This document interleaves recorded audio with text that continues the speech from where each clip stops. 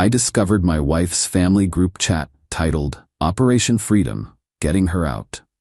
I didn't confront anyone. Instead, I quietly moved our assets, changed passwords. When she tried to execute phase 1 of their plan, she discovered I'd already completed mine. I, 35 male, found the group chat by complete accident 2 weeks ago. My wife, 33, left her iPad on the kitchen counter while she was in the shower. It pinged with a message. The screen lit up. Operation Freedom, Getting Her Out. That was the group chat name, right there on the lock screen notification. My stomach dropped. I picked up the iPad. Face ID didn't work, obviously, but I know her passcode, our anniversary. We'd been married for 6 years. Never had a reason not to trust her. Opened the chat. Her mom, her sister, her aunt, and her best friend. 4 people actively plotting something. I scrolled up. Started reading from about 3 weeks back. Her mom, phase 1, document everything. Photos of the house, car titles, bank statements, anything with his signature. We need proof of what she's entitled to. Her sister, already helping her with that. Got pics of his home office last week when he was at work. All the financial docs are in the 3rd drawer. Her aunt? Phase 2 is the attorney consult. I know someone who'll do it discreetly. No paper trail to the house. Her best friend? What about phase 3? We doing the counseling route first? Her mom? No. Counseling gives him time to hide assets. We go straight to filing. She moves out, files immediately, claims she felt unsafe. My hands were shaking. Her sister? The unsafe angle is perfect. Gets her the house in the temporary orders. Her aunt? Exactly.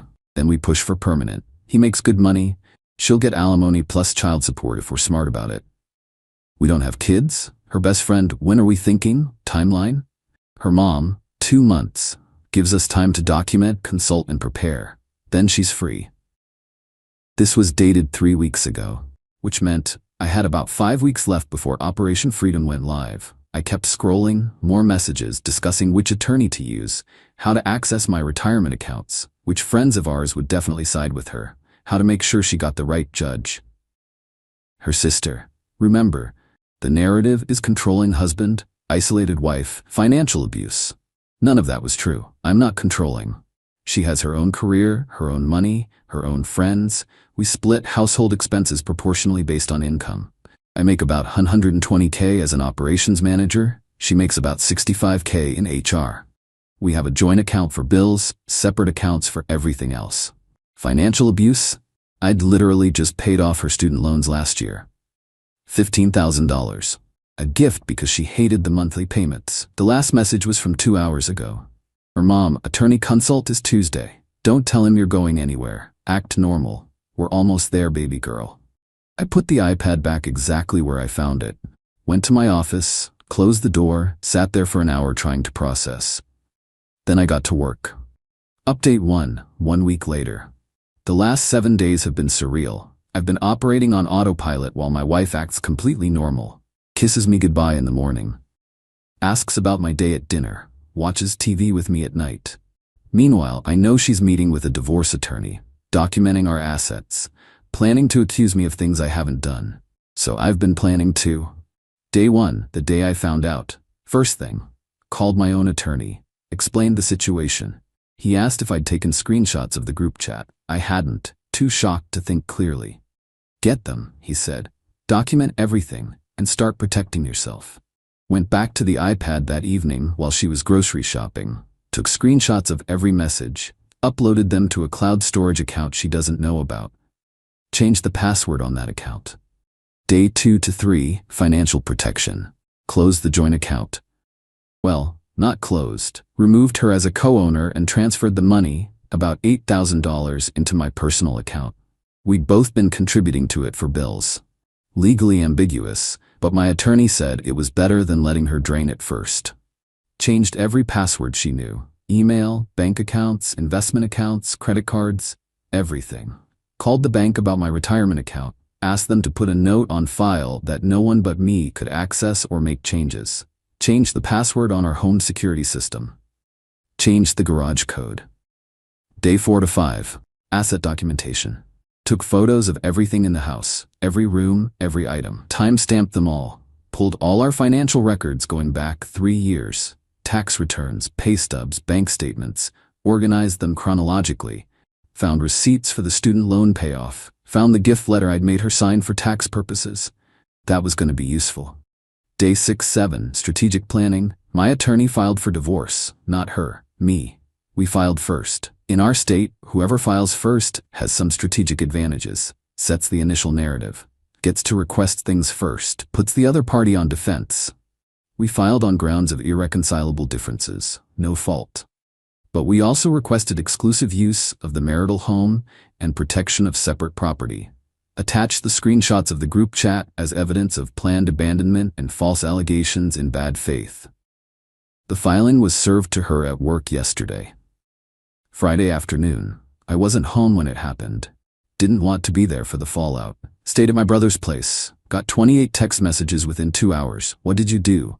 Why did I just get served divorce papers at work? You're divorcing me? We need to talk about this. This is insane. Answer your phone. I can't believe you did this. My mom is calling me screaming. Everyone is asking questions. You humiliated me. Didn't respond to any of them. Her mom called, blocked. Her sister called, blocked. Her best friend called, blocked. This morning, my attorney called. Her attorney just contacted us. They want to talk. About what? Settlement. Apparently Operation Freedom didn't go as planned. Yeah, because I freed myself first. Update 2. 2 weeks later. The entitlement has been absolutely wild. Week 1 post-filing, my attorney and her attorney had their first call. She wanted 1. The house, 2. Half my retirement account, 3. Alimony, $2,500 a month for 5 years, 4. Half the value of my car, 5. Me to pay her attorney fees. Total financial ask, roughly $180,000 plus ongoing payments. My attorney literally laughed. Is she joking? Her attorney, my client feels entitled to the marital standard of living. My attorney, your client was planning to falsely accuse my client of abuse to gain advantage in divorce proceedings. We have documented proof. Try again. Her attorney went quiet. My attorney, here's our counter. She gets her personal belongings, her car, and nothing else. We split the $8,000 from the joint account 50-50. Each pays their own attorney fees. She has 30 days to vacate the marital home, which my client solely owns. Wait, I solely own the house?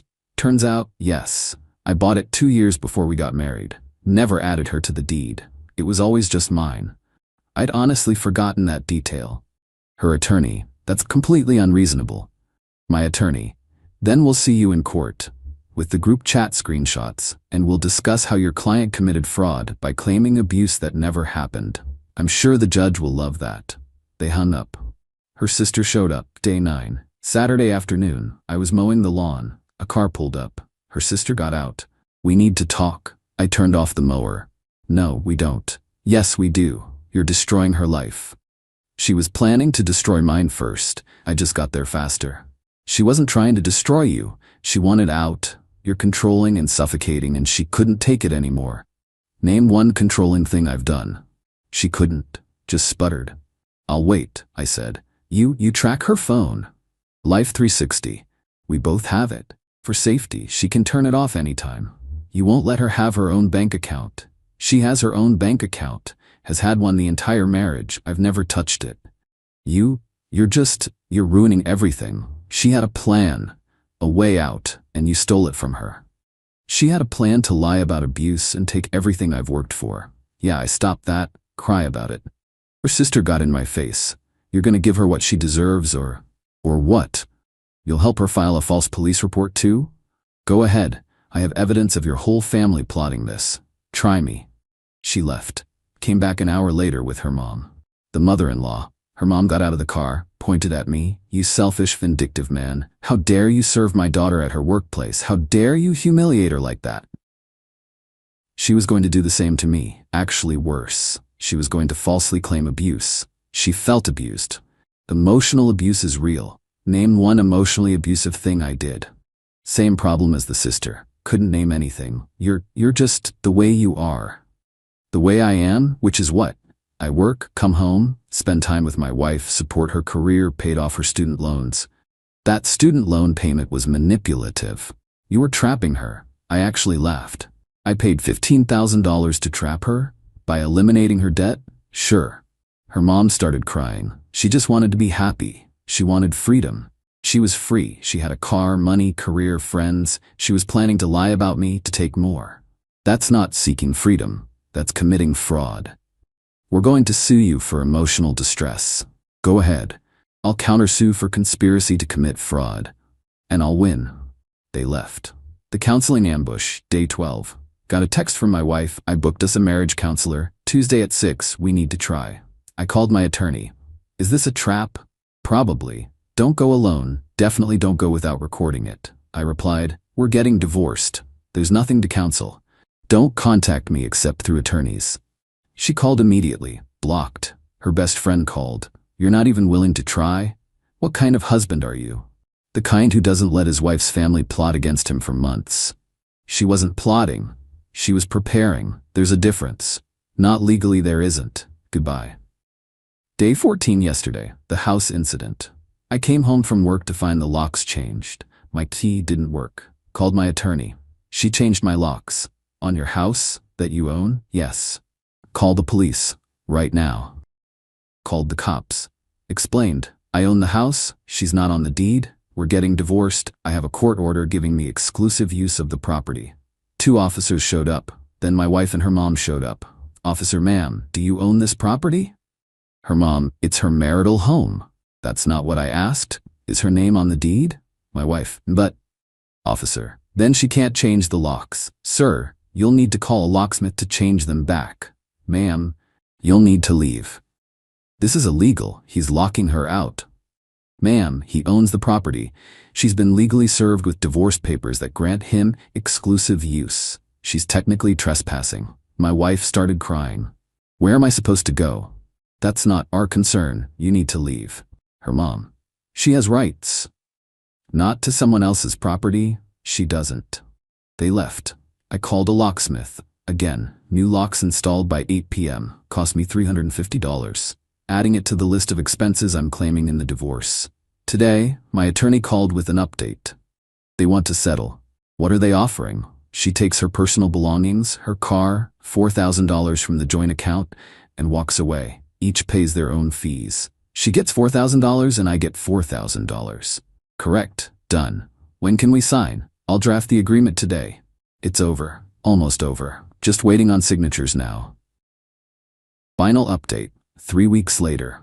Settlement was signed last week. Divorce will be final in 30 days. State waiting period. But the 3 weeks leading up to signing were something. Week 1. The negotiation. After her attorney called with the settlement offer, we went back and forth on minor details. She wanted $5,000 from the joint account, not $4,000. My attorney, nope. 50-50 split or nothing. She wanted me to pay for her moving expenses. My attorney, absolutely not.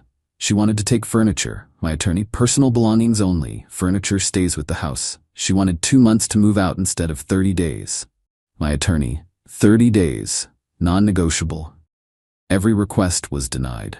Because we had the leverage, the screenshots of the group chat, the evidence of planned false allegations, the fact that I owned the house and filed first. Her attorney finally told her to take the deal. She did. Week 2, the move out. She showed up with her mom, sister, and best friend to pack her stuff. I wasn't there, stayed at my brother's place, but I had the security cameras recording everything. They took her clothes, shoes, books, personal items, normal stuff. Then they took my coffee maker, my television, 3 lamps, the microwave, our wedding china, gifts to both of us, the artwork from the living room. I called my attorney. She's taking stuff that's not personal belongings. Do you have video? Yes, perfect. Send it to me. We'll add it to the agreement that she returns those items or we'll file a police report for theft. Her attorney called the next day. Everything was returned, except the coffee maker. She'd apparently already thrown it away. Fine. $80 coffee maker. I can replace it. Week 3. The aftermath. The settlement conference was video call. I was in my attorney's office. She was in hers with her attorney. We went through the agreement line by line. She gets her personal belongings. She gets her car, titled in her name. She gets $4,000 from the joint account. I get $4,000 from the joint account. I keep the house. I keep my retirement accounts. I keep my car. Each pays their own attorney fees. No alimony, no future claims on any assets. Her attorney, does everyone agree to these terms? Me, yes. Yes. Her voice was quiet, defeated. Her attorney, sign here. We both signed, electronically. Her attorney, the divorce will be final in 30 days pending the waiting period. Done. I stayed on the call for a moment, so did she. Awkward silence. Finally she spoke. I hope you're happy. Me, I'm not happy, I'm protected. There's a difference. I wasn't trying to destroy you. I just wanted to make sure I was okay. Me. By planning to falsely accuse me of abuse, by trying to take everything I own, that's not protecting yourself. That's committing fraud. Her, my family was just trying to help. Your family was trying to help you commit fraud. There's a difference. Her attorney, I think we're done here. The call ended. The fallout. My brother asked if I felt bad. Honestly, no, I feel relieved. I feel validated. I feel like I dodged a bullet. Do I wish things had been different? Sure. I loved her, married her, built a life with her. But she wasn't who I thought she was. Or maybe she changed, or maybe I never really knew her. Her family was always a bit much, over-involved, dramatic, but I thought it was harmless. Turns out they were actively poisoning her against me for who knows how long. Operation Freedom wasn't just about getting her out. It was about taking me for everything they thought I was worth. And they would have succeeded if I hadn't found that group chat. Financial breakdown. Total cost to me, attorney fees, $8,500, locksmith, twice, $650, joint account split, lost $4,000, she got the other half, various small expenses, $500. Total, about $13,050, could have been $180,000 plus alimony, plus legal fees if she'd filed first and I'd had to defend against false allegations. I'll take the $13,650 hit. Where things stand, the house is mine. Quiet now. Weird being alone after 6 years of marriage, but not terrible. Works fine. Told my boss I was going through a divorce. He was cool about it. Said to take time if I needed it. Haven't needed it yet. My brother's been great. Had dinner with him and his wife twice this week. Normal stuff. Didn't talk about the divorce much. Just hung out. Friends have been supportive. Most of them knew something was off with her family. Nobody knew about the group chat planning though. Everyone was shocked when I told them. Her family, haven't heard from them since the settlement. Good. Her, no contact. Blocked everywhere. Nothing left to say. The lesson. Trust your gut. When something feels off, it probably is.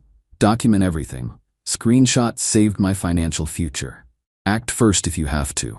I filed before she could. That changed everything. Don't confront until you're protected. If I'd confronted her about the group chat immediately, she would have just accelerated her timeline. Instead, I quietly prepared while she thought she had 2 more months. Family isn't always on your side. Her family poisoned that relationship, convinced her she was a victim when she wasn't, encouraged her to commit fraud. That's not support. That's corruption. The irony. Operation Freedom was supposed to free her from me while taking half my stuff. Instead, it freed me from her and a family that saw me as a target. She wanted freedom. She got it. Just not the way she planned. And now I'm free too. Free from a wife who would lie about me. Free from a family-in-law who would encourage her to commit fraud. Free from constantly wondering if I was enough, if I was doing enough, if they approved. I'm good. Not great yet, but good. Better every day. And in 30 days, I'll be officially divorced with my house, my retirement, my dignity, and my future intact. Operation Freedom succeeded after all, just not for who they intended. My girlfriend filmed a TikTok saying, I cheated to see his reaction, then laughed when I cried. I didn't say a word. I packed my bags while the camera was still rolling. Now the video has 5 million views, but she's begging me to delete the comment where I revealed the truth about her prank. I, 26 male, am still processing what happened 3 days ago. Still feels surreal. My girlfriend, 24, is a TikTok creator. Not huge, but decent following. Around 300K. She does the usual stuff. Trends, day-in-the-life content, couple videos with me sometimes. I wasn't super into being on camera, but I'd participate occasionally because it made her happy. She'd been talking about wanting to go viral. Said her engagement was dropping. Needed something big to boost her numbers. I suggested maybe trying a new content angle or collaborating with other creators. She said that stuff takes too long. Should have seen it coming. 3 days ago, I came home from work around 6 p.m. Tired, long day dealing with a difficult client. Just wanted to eat dinner and decompress. Walked into our apartment and she was sitting on the couch with her ring light set up, phone propped on a tripod. "Hey babe," she said, smiling. "Come sit with me for a second." I dropped my bag. "What's up?" "Just want to film something quick. Sit here." She patted the couch next to her. I sat down. She adjusted the camera angle, making sure we were both in frame, hit record. Then she turned to me and her expression changed. Got serious. Concerned, even. "We need to talk," she said. My stomach dropped. Those words are never good. I've been seeing someone else." I just stared at her. "What?" "For like 3 months now. I'm sorry. I don't know, it happened. He makes me feel things you don't anymore." I couldn't breathe. My chest felt tight. 3 months? "Are you?" I couldn't even finish the sentence. "I'm so sorry," she said, but her eyes looked weird. Not actually sorry. More like, watching me? "I never meant to hurt you. But I can't keep lying." And then I felt it. The tears. They just came. I wasn't sobbing or anything dramatic. Just silent tears running down my face. I couldn't help it. The woman I loved, who I'd been with for 2 years, who I'd been planning to propose to next month, just told me she'd been cheating for 3 months. She was still talking. "Maybe we can work through this, or maybe it's better if we..." And then she laughed. Not a nervous laugh, a full laugh. She reached over and turned the camera to face her. "Oh my God, babe, it's a prank. I'm not really cheating. It's for TikTok. Look at your face." She was laughing so hard. "This is going to get so many views." The crying was perfect. I sat there, tears still on my face. Just sat there. "Come on, it's funny. Don't be mad. It's just for content. Everyone does these prank videos. Wait till you see how viral this goes." I stood up. "Babe, where are you going? Come on, don't be like that." I walked to our bedroom. She followed, still holding her phone, still filming. "Seriously, you're really mad? It was just a joke." I pulled my suitcase out from the closet, started packing clothes. "What are you doing? You're not actually leaving? Over a prank?" I didn't say anything, just kept packing. Clothes, toiletries, laptop, chargers, the essentials. "This is ridiculous. Say something. You're being so dramatic." I packed in silence. She filmed the whole thing, going back and forth between laughing nervously and getting annoyed. "Fine, leave then. See if I care. You can't even take a joke." I zipped the suitcase, grabbed my work bag, headed for the door. "Wait, seriously? You're really leaving? Over this?" I stopped at the door, looked at her. She was still holding up her phone, still recording. "Was any of it real?" I asked. "Or was I just content this whole time?" She blinked. "What? Of course it was real. This was just one prank." I shook my head, walked out. She called after me, but I just kept walking. Been staying at my friend's place since then. He's been cool about it, set me up in his spare room. Yesterday I checked TikTok out of morbid curiosity. She'd posted the video. Caption, "Telling my BF I cheated prank?" His reaction? "He forgave me, don't worry." The video cuts between her telling me she cheated, me crying, and me packing in silence. Ends with her saying, "It's just a prank," but edits out me leaving. Makes it look like we laughed it off together. Comments are mostly people calling her cruel, but plenty are defending her, saying it's just a prank, and I'm too sensitive. The video has 900K views in 24 hours, and I'm just done. Not going back. Can't look at her the same way. She weaponized my emotions for internet points, made me cry on camera, and laughed about it. My friend says I should comment on the video, setting the record straight. Part of me wants to. Part of me just wants to move on quietly. Don't know what I'm asking here, just needed to write this out somewhere. Update 1. It's been 4 days since I posted. A lot has happened. First, the video kept growing. Hit 2 million views. Then, 3 million. My phone was blowing up with people sending me the link. Friends from high school, coworkers, my cousin, random acquaintances. Everyone had seen it. The comments were getting worse for her. Most people were calling her out, saying the prank was cruel, that making someone cry on purpose isn't funny, that she's toxic. But her defenders were loud too, saying I'm too sensitive, that it's just social media. Everyone does prank videos. She texted me 38 times over 2 days. Highlights. The video is doing amazing numbers. You should come back. We can film a reconciliation video. People want to see us together. This is good for both of us. Why aren't you answering? Don't be petty. Fine, whatever. I'll just say we're taking a break. I didn't respond to any of them. Then my friend said something. Dude, she's lying in that caption. You didn't forgive her. You left. People think you're still together. He was right. The video ended with her saying it was a prank, but the edit made it seem like we talked it out. People were commenting asking when the apology video was coming, saying we're a cute couple, whatever. So I did it. I commented. From my account, which is linked to my actual name. For everyone asking, I'm the boyfriend in this video. I didn't forgive her. I left. We're not together. I packed my stuff and moved out while she was still filming. She edited that part out. The crying you see in this video is real. She made me believe she'd been cheating for 3 months and laughed when I broke down. That's not a prank, that's cruelty. We're done. Posted it from my account, pinned it by getting enough likes from people who saw it early. Within 2 hours, the comment had 50K likes and was the top comment. My phone exploded. DMs from strangers supporting me, people tagging the video, screenshot accounts reposting my comment. It was spreading fast. Then she called. I answered this time. What did you do? She was screaming. I told the truth. Delete it. Delete that comment right now. No, you're ruining everything. Do you know how many people are attacking me now?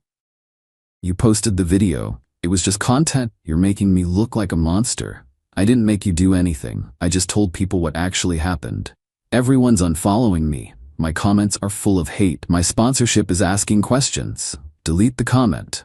No, I'll post a response. I'll tell everyone you're lying. Go ahead, but I have the full video. You sent it to me before editing it, remember? For my approval. I never approved it, but you posted anyway. I have the whole thing. Me walking out. You calling after me. All of it. Silence on her end. You wouldn't, she finally said. Try me. Post that I'm lying and I'll post the full unedited version. Let people see what you cut out. You're being so cruel, all over a stupid prank. You filmed me crying and posted it online, called it content. We're done here. I hung up. An hour later she posted an apology video. Sort of. Hey guys. So there's been some drama. My ex-boyfriend is upset about the prank video and he commented some stuff. I get it, the prank was maybe too far. I apologize if anyone was hurt. Relationships are complicated, and sometimes content creation crosses boundaries. I'm learning and growing. Please stop sending hate. Thanks for understanding. Half apology, half deflection. She was sorry if anyone was hurt. Didn't actually take responsibility. Still called me her ex-boyfriend. Like that wasn't relevant. Still framed it as me being upset rather than her being wrong.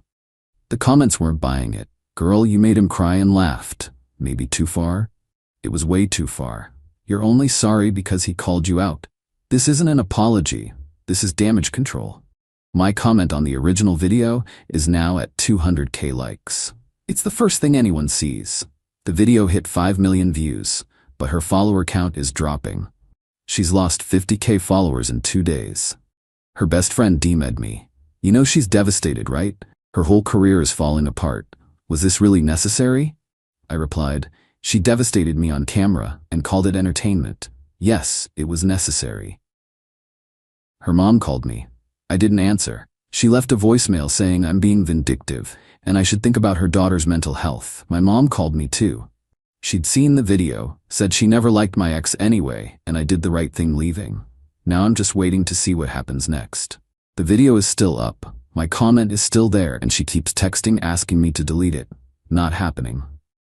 Update 2, been a week since the comment. Things escalated. The video is still up, still sitting at 5 million views. My comment has 380K likes now and counting. It's been screenshot and shared across every social media platform. Reddit, Twitter, Instagram stories, even made it onto some drama YouTube channels. She's lost 120K followers total now, down to 180K from 300K. Her engagement is in the toilet. Every post gets flooded with people asking about the prank video or calling her out. But that's not the main thing. 3 days ago, her biggest sponsor dropped her. She had a deal with some makeup brand, was supposed to promote their new line. They sent her an email she screenshot and sent to me, begging me to help somehow, saying they were pausing the partnership due to recent controversies and brand values misalignment. That deal was worth $15 over 3 months. Gone. Then her second sponsor reevaluated their relationship with her. Another $8 over 6 months. Also gone. She called me crying. You ruined my career. I lost everything. Are you happy now? I didn't do anything except tell the truth. You destroyed my reputation. You destroyed your own reputation. You filmed yourself being cruel and posted it. I just made sure people saw the full context. I'm broke. I can't pay rent. This was my income. Should have thought about that before using me for content. I'm begging you, please post a video saying you forgive me, or that it wasn't that bad. Something, anything. Why would I do that? Because I'm desperate. Because I'm sorry. I'll do anything. You're not sorry you hurt me. You're sorry you got caught. You're sorry there were consequences. That's not the same thing.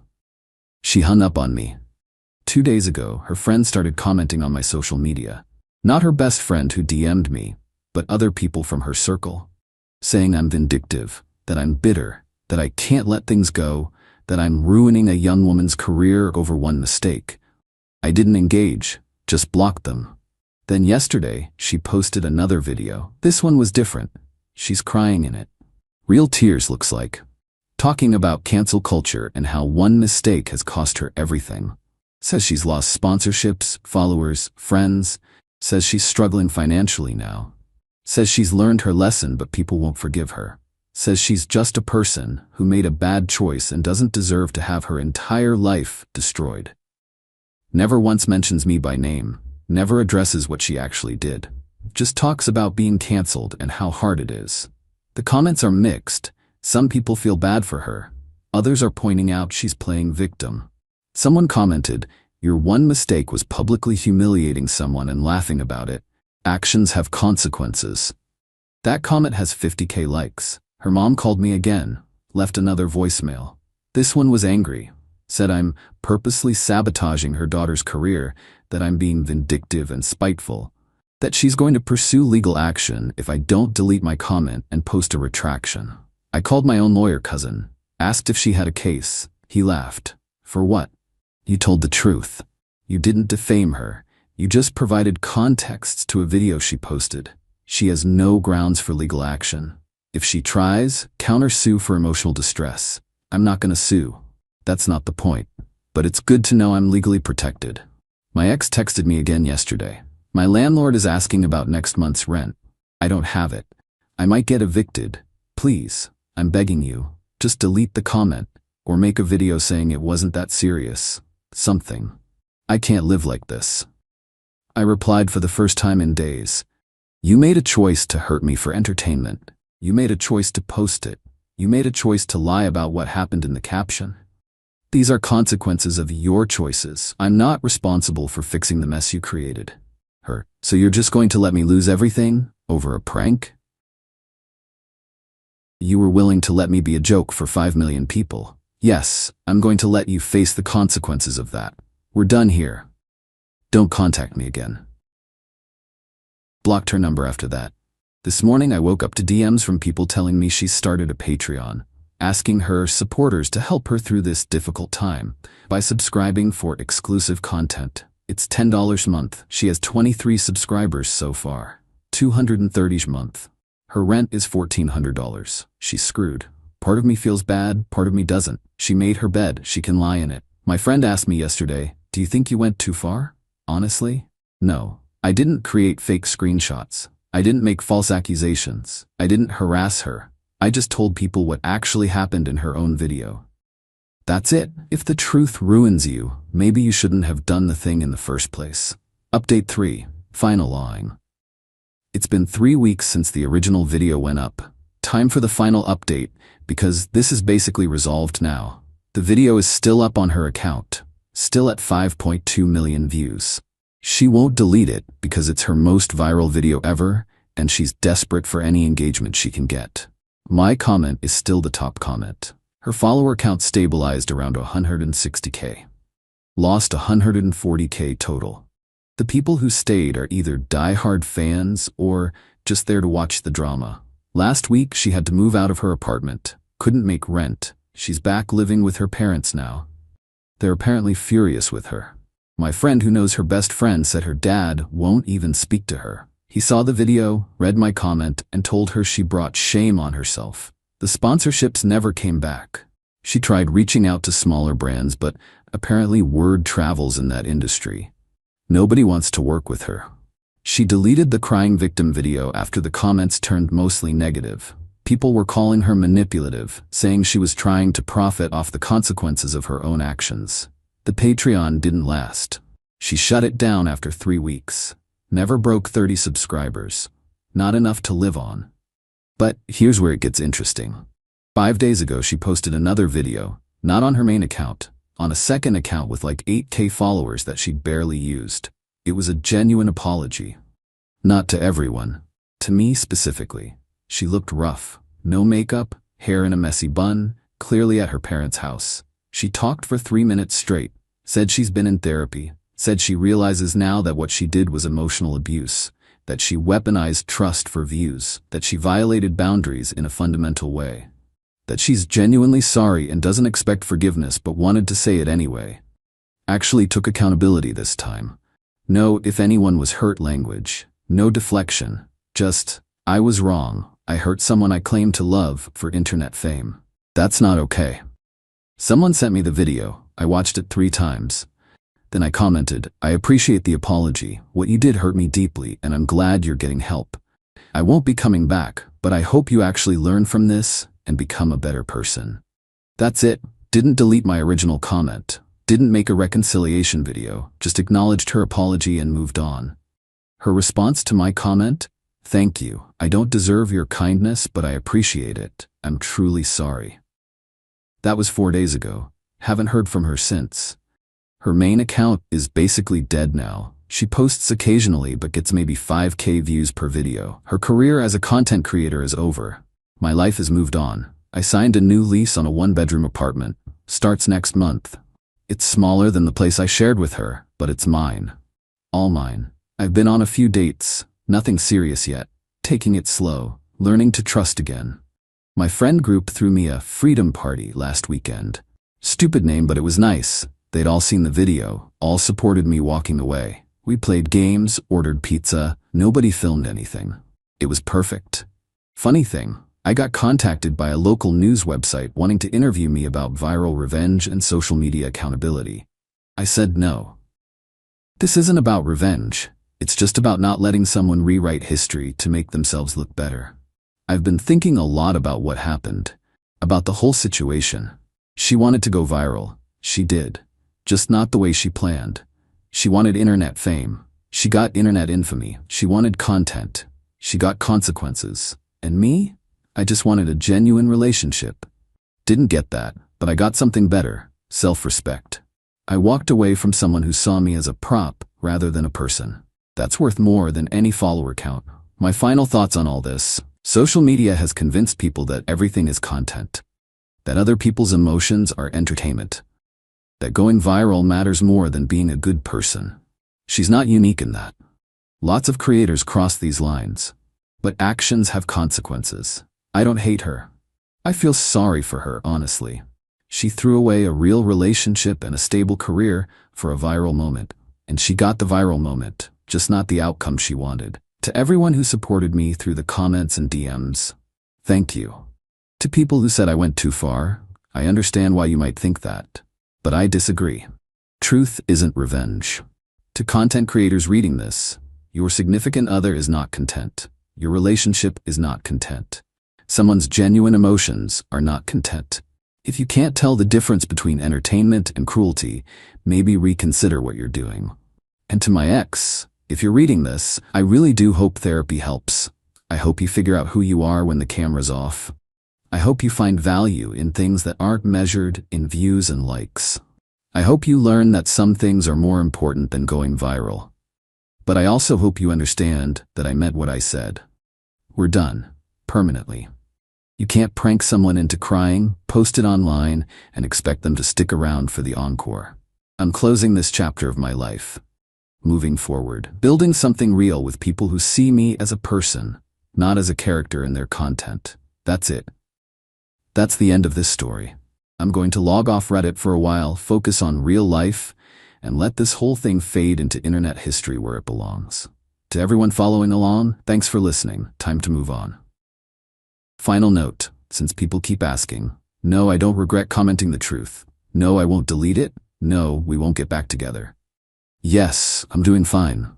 Better than fine, actually. Good luck to everyone dealing with similar situations. Stand up for yourself. Your emotions aren't content. Your dignity isn't negotiable. Peace out.